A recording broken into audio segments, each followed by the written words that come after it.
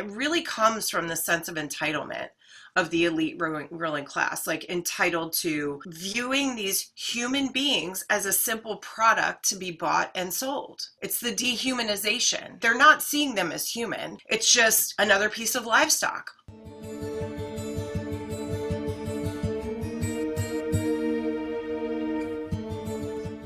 Welcome back.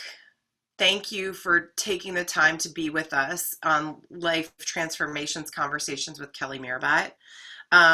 We're new and we want you to subscribe, so hit the button so you hear when we bring up new topics. And also you can follow me on LinkedIn, Instagram, Facebook, Twitter, Pinterest. I'm everywhere except for TikTok yet, so just give me some time. And also, if there is an issue that keeps coming up in your mind that you want us to dig into, please email us, because we really want to serve and support the community and hear what you're thinking and engage with you. So the elite business of child trafficking, which is, it's a heavy subject, but, conspiracy theories like Pizzagate and now Wayfair, and I want you to pay attention to what this says. It says the family home, which is ironic because Wayfair has been accused of selling products that are named after missing children. And the SKUs, the SKUs, so a SKU, for those of you that don't know, that's a SKU, right? It's scanned by a scanner, and it's a way of tracking inventory. So when you put the SKUs into the dark web, names of missing children pop up. Is this a conspiracy theory? Possibly, but when rumors persist, I'll take a quote from my grandmother: where there's smoke, there's fire. Wayfair, sex trafficking, and pedophilia. What's the connection here with Jeffrey Epstein? Let's look at the elite ruling class, right? Back in the day, and let's go back hundreds of years, okay, the elite ruling class, the big business was drugs and prostitution. Now it's sex trafficking, and women and children are treated as products to be bought and sold. They're not valued. And Epstein finally didn't have enough money or cachet to cover up his child sex trafficking, which was quoted by the defenders and the police as a sex pyramid, if you will, like a pyramid scheme. Okay, so basically the way it worked is it was Jeffrey Epstein and his partner Ghislaine. He would have a group of women, young women, and Ghislaine. They would recruit these other women, and he would pay them per woman and pay them per sex act. And it was always a pattern of behavior, right? He would take these women that came from broken homes, to whom $200 was a lot of money, could change their lives. And it would start out by, massaging his feet, and then it would move into other things. Then he would traffic them to his friends. By the time he could get into their minds, because again, these are young, impressionable women that he would literally mind control with certain things. Like he would present himself as this caring older man. And again, these women came from broken homes where a father figure was not present.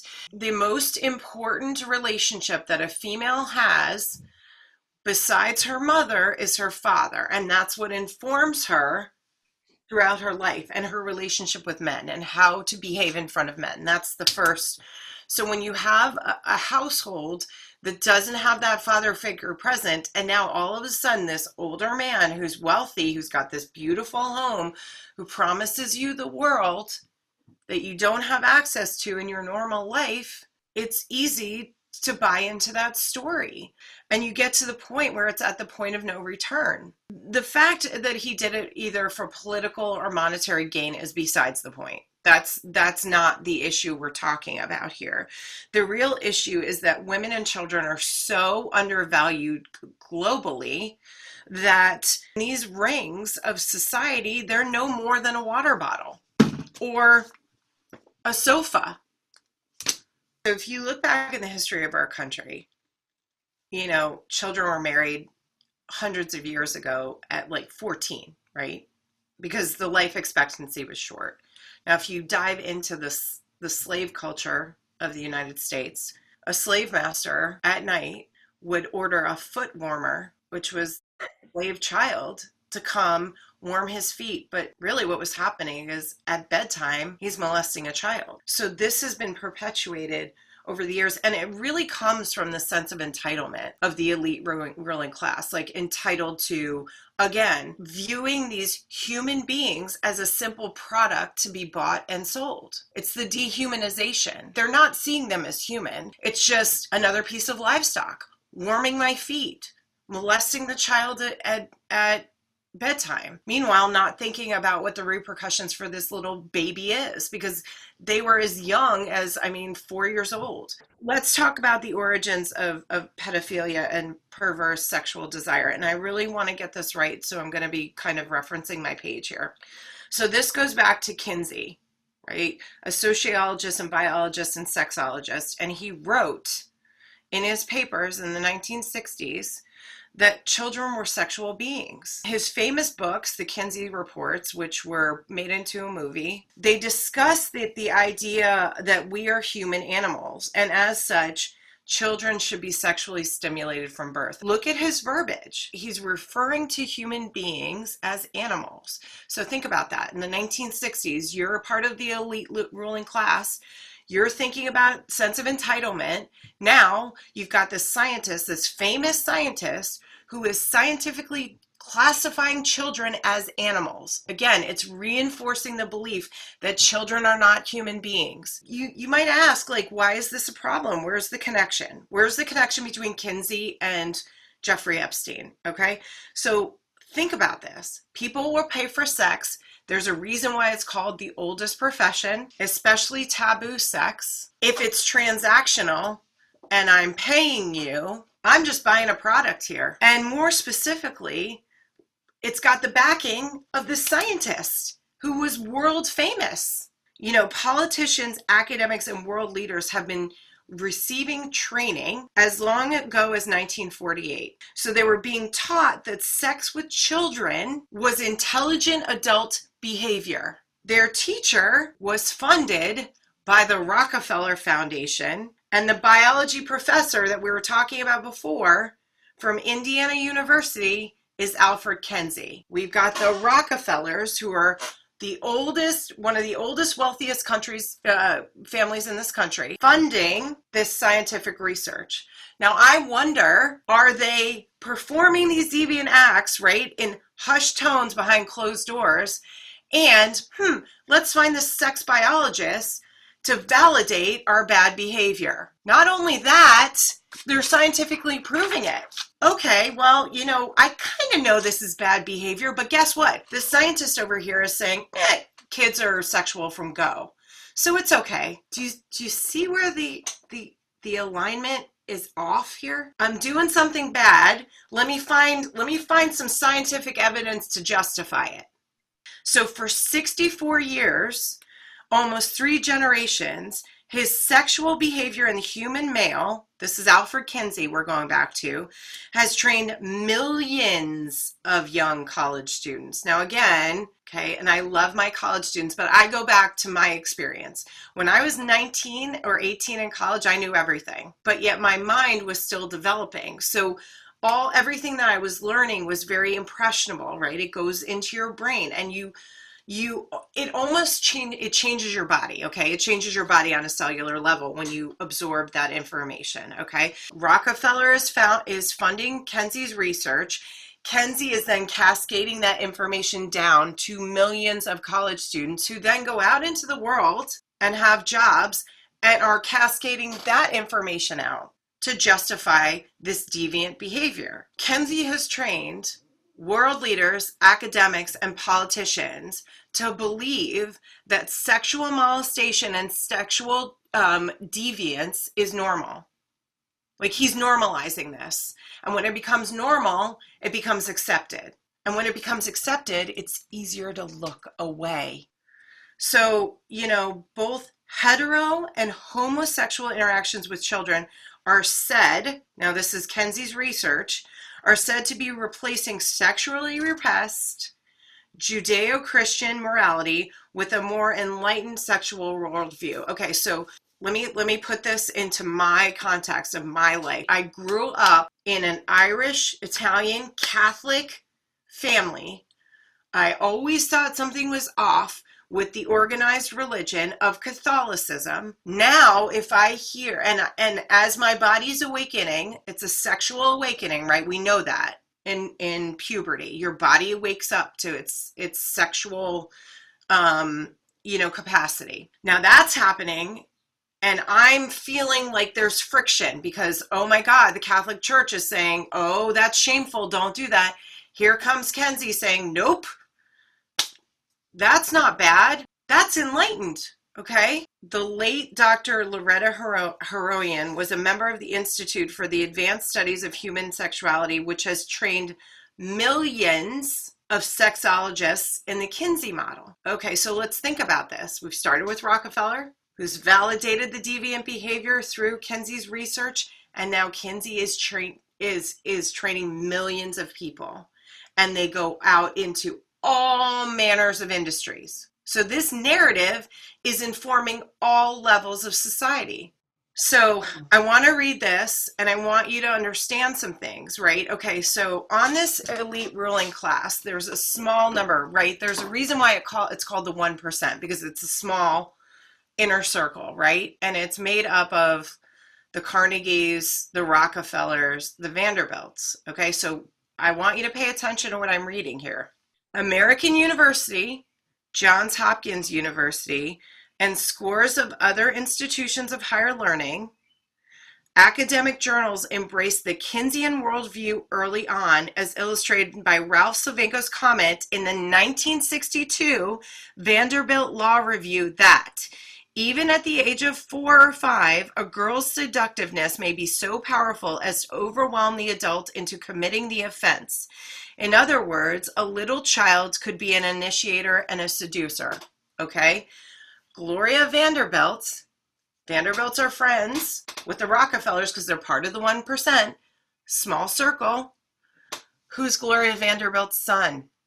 Anderson Cooper.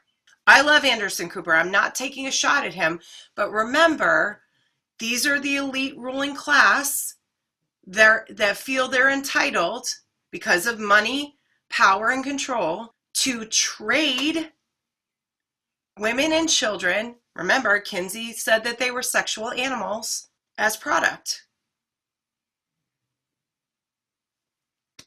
You know, these are the people that founded this country. When you have money, control, and power, it covers all manner of sins. So here's what we're dealing with. Again, victim blaming, right? Because if you point over here, oh, well, it's not my fault. This 4-year-old girl, sexual animal, according to Kinsey's research, she seduced me. It's her fault. She was asking for it. Look what she was wearing. Look what he was wearing. He knows what he's doing in those tight shorts. I don't care if he's 4 years old. Kinsey says he's a sexual animal. He seduced me. So again, it's nope, not my responsibility. I'm above the law because I have what? Money, control, power. So in 2007, and again, I want to read this so I get it right. The first Chinese language book on Kinsey, the English title was Kinsey, the Man Who Has Changed the World. And literally, if you think about it, he has, right? Because he's changed the mindset and normalized children as sexual beings. In 2007, the first Chinese language book on Kinsey was published and sold 500,000 copies in China. Co-author Liana Zhu, the head of the Kinsey Institute Library, says that thanks to Kinsey's pioneering work, we can now study human sexuality within the confines of science rather than only through the lens of religion or social morality. In Italy, researchers have claimed to found a possible pedophile gene. Now again, if you got the gene, it takes responsibility away from you, right? In Italy, researchers claim to have found a possible pedophile gene, and the bankrupt Greek government has just amended state recognized disability categories to include pedophiles, exhibitionists, and kleptomaniacs. So now sexual immorality and psychopathologists of Kinsey are being spread in other countries too, and they're giving them more excuses to blame the victim. Let's take 2020. We're all connected by social media. It's real easy to find somebody if you want to. So now I'm a believer, not literally, but I'm just giving you an example. I'm a believer. I go out, find another believer. We create these connections and a little ring, and we cover each other's butts because we all know what we're doing is deviant and illegal. But when you got people in these different roles and classes, whether it's the judges or the prosecutors or the mayors or even as high as the director of labor for Trump's cabinet, who incidentally was the state's attorney on the Jeffrey Epstein case and went very soft on his sentencing, all of a sudden he gets this high-ranking position in the highest cabinet in the United States. They're all informed by this theory and hypothesis. Now remember that. Like, this is a hypothesis. This isn't proven. This is just what he studied and researched. And if you studied and researched it and wanted to prove your theory and keep the money flowing to fund your research, what were you going to do? You're going to find proof that this is a true concept. Now, you know I'm big on backing these thoughts and awarenesses with statistics, okay? Because I really want you to understand that there is hard data to back this up. This is not just Kelly musing about these things. I'm going to give you the stats, okay? Here we go.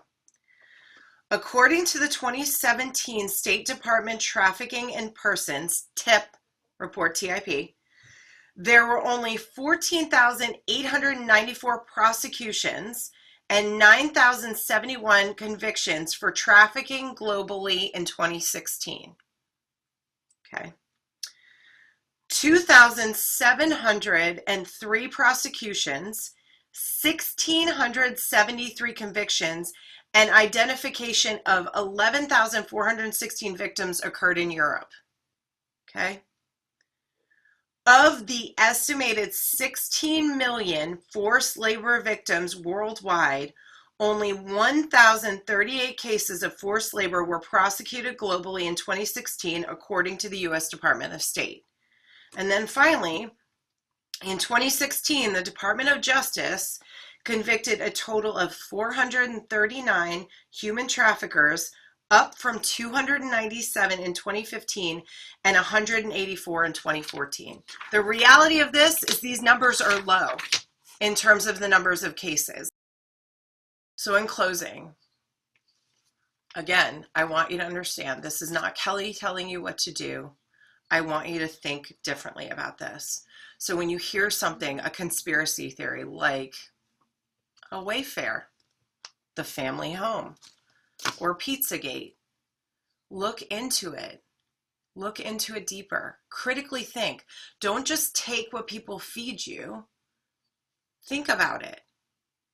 Because really, at the base of this whole thing, it's the elite 1% ruling class that has all the money, control, and power that are trading women, children, and young adults as nothing more than property without a thought to the repercussions or the cost of human life.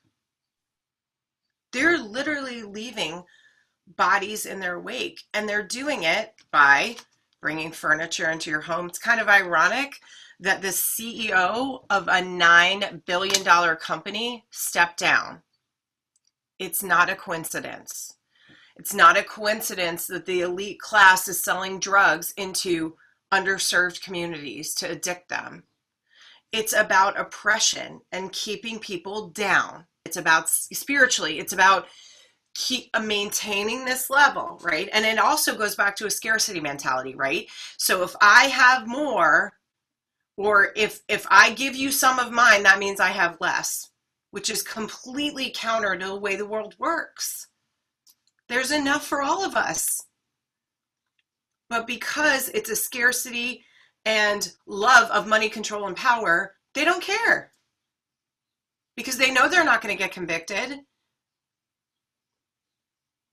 And these people are no more than a water bottle or a couch in your home. Thank you so much for spending your time with me. Again, this is not about you telling me telling you what to do. This is about a journey I'm on. And if any of this wakens something in you and causes you to critically think, that's wonderful. Please subscribe, follow me on social media, look at the links below, do your own research. Again, subscribe below. We're all new at this. I'm new at YouTube, so forgive me, but subscribe and ask yourself the questions. Decide for yourself. Don't just take it from me. You should never just take information and just swallow it. Go and dig in and decide for yourself. Okay? And we'll see you next week.